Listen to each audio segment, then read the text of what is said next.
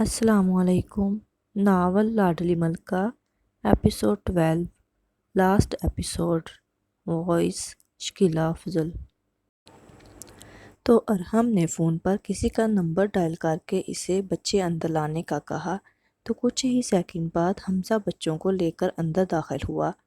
دعا کی نظر جیسے ہی بچوں پر پڑی وہ ساکت رہ گئی۔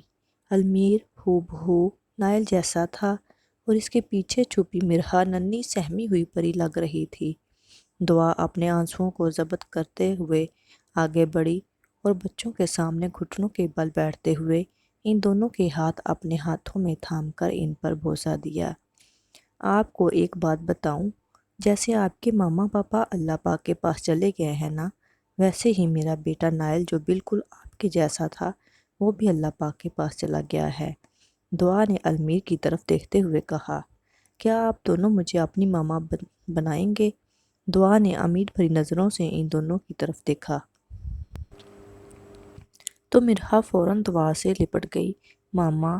مرحا کے منہ سے ماما سن کر دعا کی ممتا کو راحت ملی تھی۔ اس نے المیر کو بھی اپنے سینے سے لگا لیا اور باری باری ان دونوں کی پیشانی چومی۔ امان بھی دعا کے فیصلے سے مطمئن تھا۔ اگر اللہ کچھ لیتا ہے تو اس کے بدلے کچھ دیتا بھی ہے۔ اگر اللہ نے دعا سے ایک اولاد لی تھی تو اس سے 2 اولادیں دی بھی تھیں۔ 1 مہینے بعد المیر اور مرحا خاندان میں سب سے بہت اچھے سے گھل مل گئے تھے۔ اس سب میں خاندان والوں کا ہی ہاتھ تھا۔ سب نے ان دونوں کو نائل کی طرح ہی محبت اور توجہ دی تھی۔ مرحا تو اپنی سیرت خالہ کی پری بن گئی تھی اور المیر چھوٹی نانا اور نانا کا شہزادہ۔ شفق صاحبہ تو اپنے بچوں کی نظریں اتارتی نہیں تھکتی تھی۔ وقت کا کھیل کچھ نہیں سمجھ سکتا۔ جب انسان کو لگتا ہے کہ اس کی سب مصیبتیں ختم ہو گئی ہیں، تبھی کچھ ایسا ہو جاتا ہے جو اس کی سوچ سے بھی بہت پرے ہوتا ہے۔ سیرت دعا اور بچوں کے ساتھ شاپنگ پر گئی تھی جب مال سے نکلتے ہوئے کوئی انجان لوگ اسے اغوا کر کے لے گئے۔ وقت نے ایک بار پھر اذان کو زندگی اور موت کی سولی پر ٹانگ دیا تھا۔ کئی سال پہلے بھی کچھ ایسی ہی صورتحال تھی جب اذان کو پتہ چلا تھا کہ اس کی اکلوتی بہن رمیسہ ارسلان علی خان کے گنڈوں میں پھنس گئی تھی۔ سیرت میں تو اذان کی سانسیں اٹکی ہوئی تھیں۔ جب سے سیرت کے اغوا ہونے کا پتہ چلا تھا، گھر میں سب کی جانیں سولی پر لٹکی ہوئی تھیں۔ سب لوگ حیدرولہ میں جمع ہوئے تھے۔ جب اذان ارحم کی کسی بات پر دھاڑا، کیا سنبھل کر کام کرنا ہوگا؟ ہاں، کئی سال پہلے بھی تم نے یہی سب بولا تھا۔ ارحم اور میری معصوم بہن ماری گئی تھی اور آج میری بیوی۔ اذان نے ضبط سے اپنے ہاتھوں کی مٹھیاں بھینچیں۔ میری بیوی اس درندے کے قبضے میں ہے۔ شفق بیگم کھڑے ہوتے ہوئے سپاٹ لہجے میں بولیں، اذان امان، ارسلان علی خان کے گھر چلو ابھی۔ لیکن ماما! دعا نے کچھ بولنے کے لیے منہ کھولا ہی تھا کہ شفق بیگم نے اسے ٹوک دیا، خبردار جو آج کوئی کچھ بولا۔ رات کے 10 بجے کا وقت تھا جب خان واللہ میں آواز گونجی، ارسلان علی خان کہاں ہو، باہر نکلو۔ اذان کی گرجدار آواز پورے گھر میں گونجی۔ شور کی آواز سے ارسلان صاحب کمرے سے باہر آئے۔ صبا بیگم بھی ان کے پیچھے باہر آئیں۔ ارسلان صاحب سیڑھیاں اترتے ہوئے اذان اور امان کو ایک ساتھ اپنے کمرے میں دیکھ کر فاتحانہ مسکرائے۔ زہے نصیب، زہے نصیب، آج تو بڑے بڑے لوگوں نے غریب خانے میں قدم رکھا ہے۔ اذان نے آگے بڑھ کر ارسلان صاحب کا کالر دبوچا۔ ارسلان جان سے مار دوں گا میں تجھے اگر میری بیوی کو ایک خروچ بھی آئی تو۔ ارسلان صاحب نے اذان سے اپنا کالر جھڑوایا۔ آرام سے اذان دلاور شاہ، کہیں اس گستاخی کی قیمت تمہاری اس بیوی کو نہ چکانی پڑے۔ ارسلان، اگر مرد ہو تو مردوں سے مقابلہ کرو۔ اپنی لڑائی میں عورتوں اور بچوں کو کیوں گھسیٹ رہے ہو؟ یا میں سمجھوں ارسلان علی خان نامرد ہو گیا ہے؟ امان کی بات پر ارسلان صاحب کا ہاتھ اٹھا جو اذان نے راستے میں ہی روک لیا۔ بہت مردانگی جاگ رہی ہے نا تم دونوں کی ہمت ہے تو اپنی بہن بیوی کو بچا کر دکھاؤ۔ اب تک تو ہیرا منڈی میں اس کی بولی بھی لگ چکی ہوگی۔ ارسلان صاحب کی شیطانی ہنسی پورے خان واللہ میں گونجی جب ایک آواز نے انہیں ساکت کر دیا، ارسلان علی خان۔ ارسلان صاحب نے آواز کے تعاقب میں نگاہ دوڑائی تو وہاں ایک عورت عبائے میں کھڑی تھی اور اس نے اپنا چہرہ بھی ڈھانپ رکھا تھا۔ آواز کچھ جانی پہچانی تھی، مگر ارسلان صاحب اندازہ نہیں کر پا رہے تھے کہ وہ کون خاتون ہے۔ ابھی وہ اسی سوچ میں تھے جب اس عورت نے پاس آ کر ایک زوردار تھپڑ ارسلان صاحب کے چہرے پر رسید کیا۔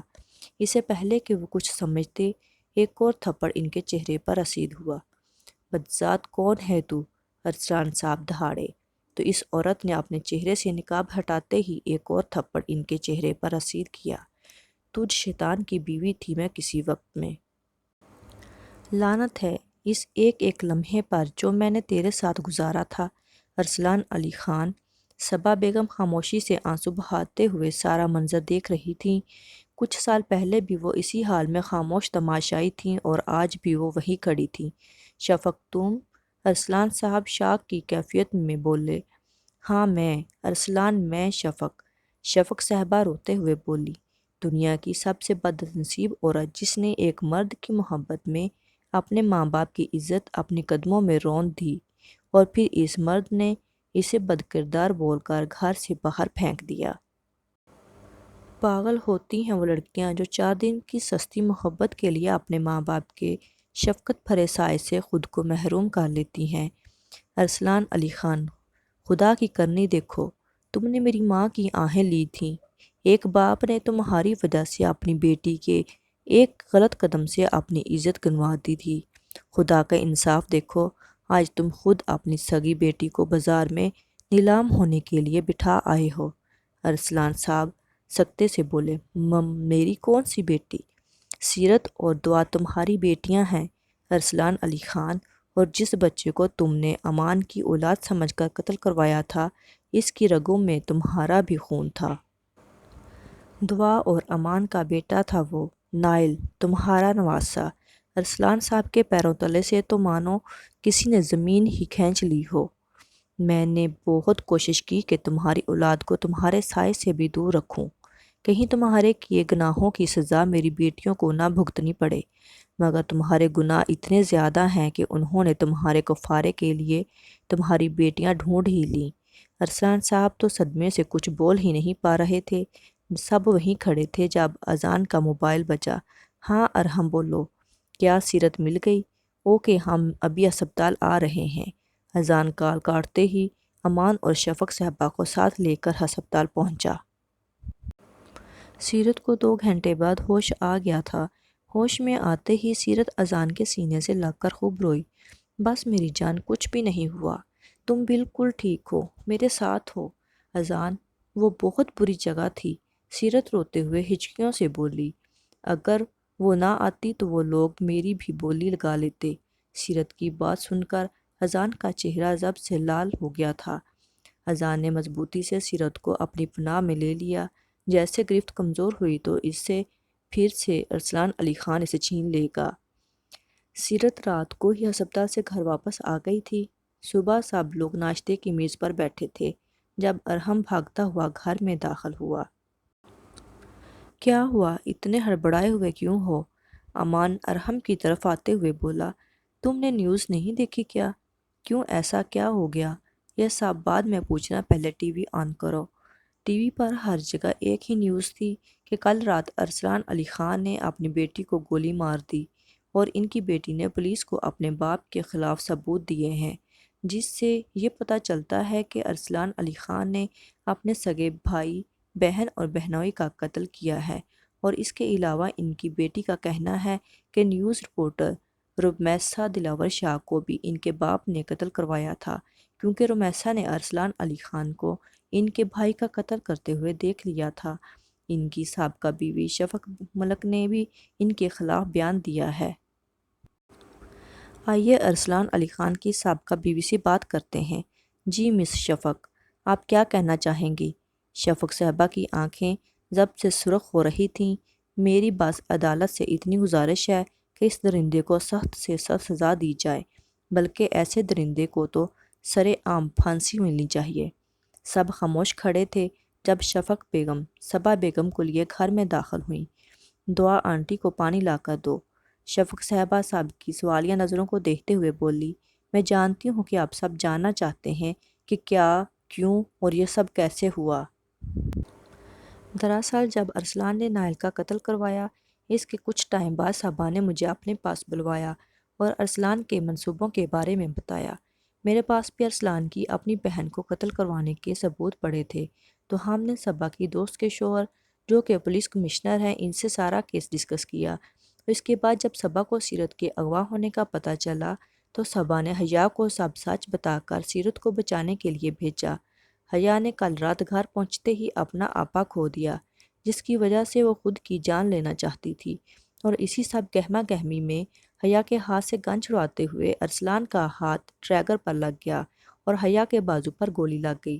باقی ساری صورتحال آپ سب کے سامنے ہے۔ شفق نے سکھ کا سانس لیا۔ اب اللہ اس شیطان کو دنیا میں اس کے کیے گا عذاب دے گا۔ ماما جان۔ امان کمرے کا دروازہ نوک کر کے کمرے میں داخل ہوا تو شفق صاحبہ جائے نماز پر بیٹھی تھیں۔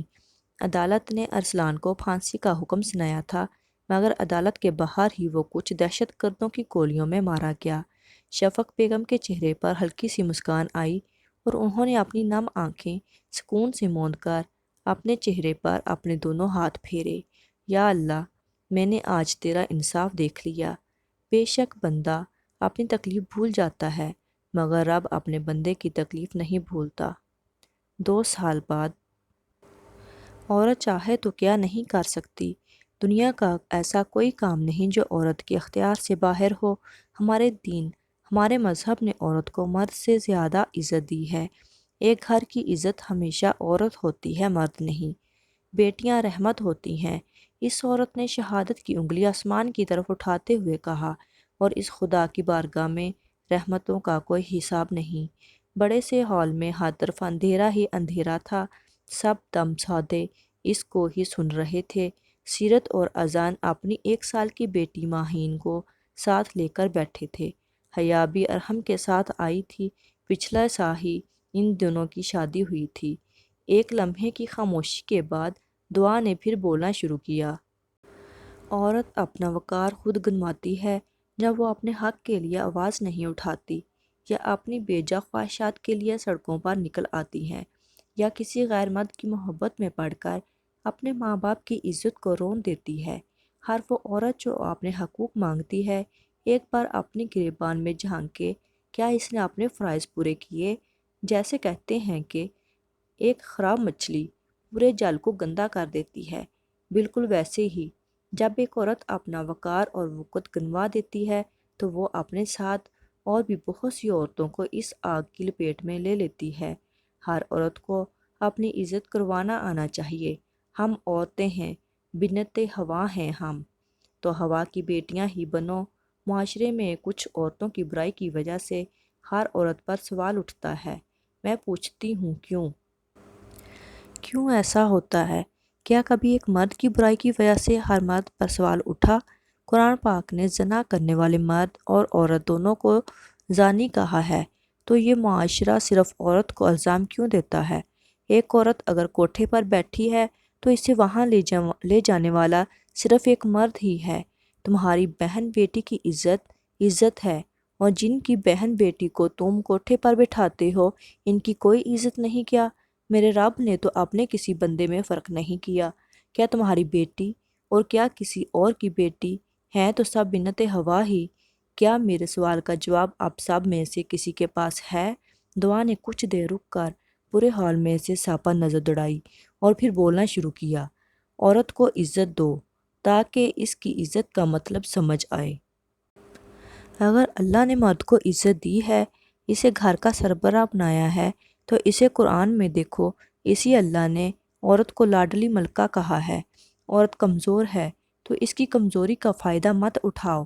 میں آخر میں بس اتنا کہنا چاہوں گی، وہ مرد کہلانے کا حق نہیں رکھتا جو عورت کو عزت نہ دے سکے۔ ہر سال کی طرح اس سال میں وومنس ڈے کی تقریری مقابلے میں دعا ہی جیتی تھی۔ پورا ہال تالیوں سے گونج اٹھا۔ مس دعا، میں آپ سے آج ایک سوال کرنا چاہوں گی۔ اینکر نے تجسس سے دعا سے اجازت چاہی۔ جی ضرور، دعا نے باخوشی اجازت دے دی۔ ہر سال آپ کی تقریر سب سے الگ ہوتی ہے، آخر ایسے الفاظوں کا ذخیرہ آپ لاتی کہاں سے ہیں؟ دعا لمحہ بھر خاموش رہ کر بولی، انسان کچھ الفاظ کتابیں پڑھ کر نہیں بلکہ زندگی کی ٹھوکریں کھا کر سیکھتا ہے۔ تو یہ تھے میرا سلسلہ وار ناول لاڈلی ملکہ کی لاسٹ ایپیسوڈ۔ اس پوری ایپیسوڈ میں نے زندگی کی بہت تلخ حقیقت بیان کی ہے۔ امید ہے آپ لوگوں نے بہت سا فائدہ حاصل کیا ہوگا۔ میری ویڈیو کو لائک اور شیئر کرنا نہ بھولیے گا، اور میرے چینل کو سبسکرائب ضرور کر دیجیے گا تاکہ میری ہر آنے والی ایپیسوڈ آپ تک پہنچ سکے۔ آپ لوگوں کا دل کی گہرائیوں سے شکریہ۔